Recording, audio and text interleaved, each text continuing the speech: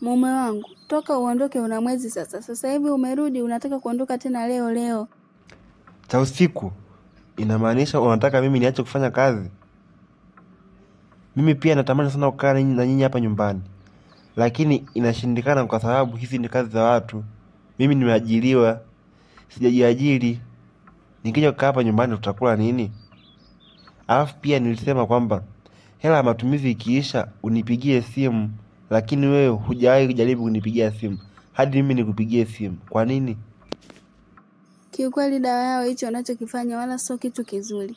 Kwa hiyo hao waajili wako kwani wao hawana familia? Yaani kama kazi yenyewe ndio hiyo, unakaa miezi 4 hujaonana na familia yako? Hapana, kwa kweli haiwezekani. Yaani leo ndo nimejua kwamba nimeoa mwanamke ambaye hana akili. Sasa wewe unatakaje mimi niache kazi nije nikae hapa nyumbani? Nikikaa hapa nyumbani sisi tutakula nini? Tutaangaliana tu ndani? Inabidi nifanye kazi ili nao ndani tupate kula.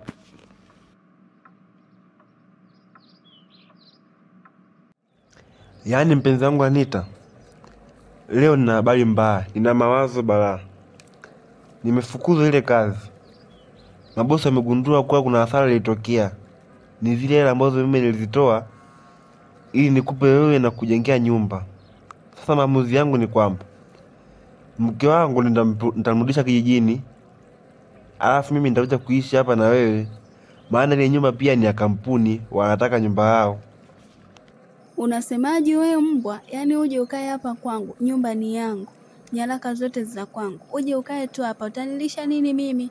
Hapana, kwa kweli kama huna kazi hapa kwangu hapana. Yaani sitaki kabisa mimi, yaani sina kwa kukupeleka. Rudi tu kwa huyo mkeo mkajue mnafanyaje. Anita, yaani kweli unanisaliti mpenzi wangu? Unanifukuza kwa nyumba ambayo nimejenga mimi mwenyewe? Nionee huruma mpenzi wangu. Sawa, najua majina yote yanasoma ya kwako, lakini nionee huruma nije kukaa hapa. Wewe tena naomba unitolee kelele hapa. Hivi nadhani mimi nitakusili hapa hadi lini? Niache kwenye nyumba yangu, mimi sitaki kubana. Anaenda huko kijijini. Ukakae huko na mke wako. Mimi hapa sikutaki.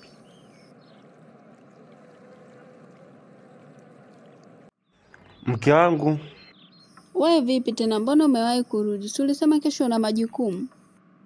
Naomba nisikilize mke wangu. Nimefukuzwa ile kazi na nataka nirudishe kila mali ya kampuni ikiwemo hii nyumba. Mwanaume huna haya wewe. Kwa zile hela zote hizo kwa unalipo ulikuwa unazipeleka wapi? Au ndio umekuja hapa unidanganye uniambie kwamba umefukuzwa kazi ili uende ukale hizo hela na wanawake zako? Tena kwa taarifa yako ngoja nikwambie, nataka talaka yangu. Naomba uniache mimi na maisha yangu. Sitaki mazoea na wewe. Niache mimi na mwanangu. Endelea na maisha yako.